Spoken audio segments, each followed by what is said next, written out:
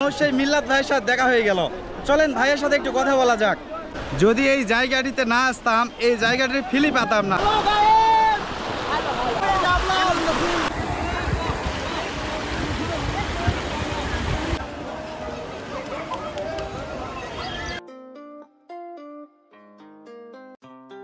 বর্তমান রওনা দিয়েছি সেই ভাইরাল বগুড়া জেলার মিনি জাফলংয়ে। আর বর্তমানে যে কাকার অটোতে চড়ছি মির্জাপুর বাজার থেকে, মূলত শেরপুর থেকে মির্জাপুরের দূরত্ব 5 কিলোর মতো। 10 টাকা ভাড়া নিয়ে থাকে মির্জাপুর আসার জন্য। অ্যান্ড এখান থেকে ওই জায়গাতে যাইতে এরকম 10 থেকে 15 টাকার মতো ভাড়া। তো চলেন গন্তব্য জায়গাটিতে গিয়ে আসলে কথা বলা যাক। আচ্ছা কাকা, এই জায়গা কি আগে থেকে এরকম ছিল?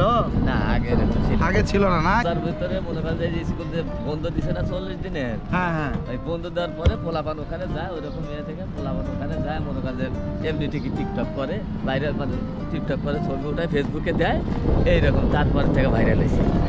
এই জায়গাটি কিন্তু ওইভাবে কোনো স্পেশাল কোনো স্পট না।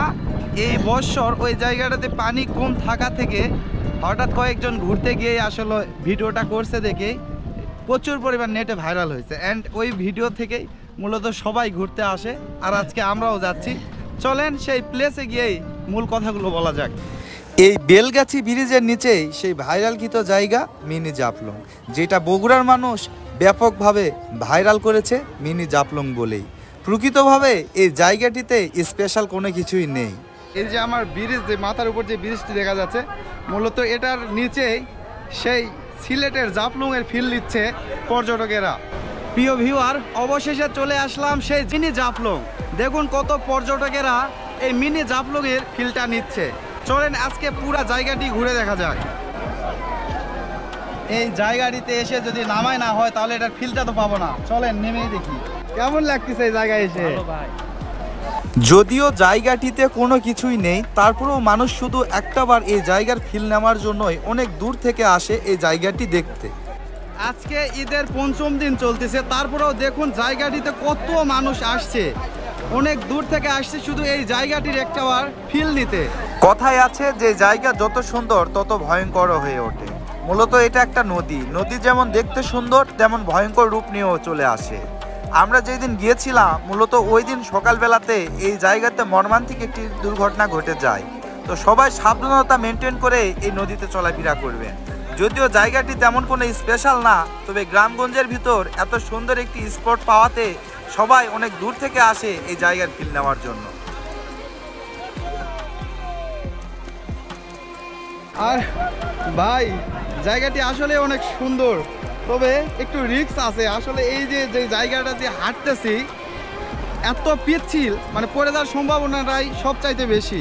চারপাশ লক্ষ্য করে দেখতে পারলাম ছোট ছোট বাচ্চাদেরকে নিয়ে নামছে এই নদীতে। আমরা বড় মানুষ হয়েও হাঁটতে পারতেছি না এই পিচ্ছিল জায়গাতে। মর্মান্তিক একটি ঘটনা ঘটে যায় সকালবেলাতে, চলে যায় একটি প্রাণ।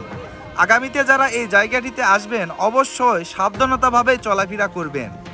আর এই নদীতে নাকি কেমিক্যালও আছে, লোকমুখে শুনতে পারলাম এই কেমিক্যালের ঘটনা। কথাটা কতটা সত্য এটা আমি জানি না।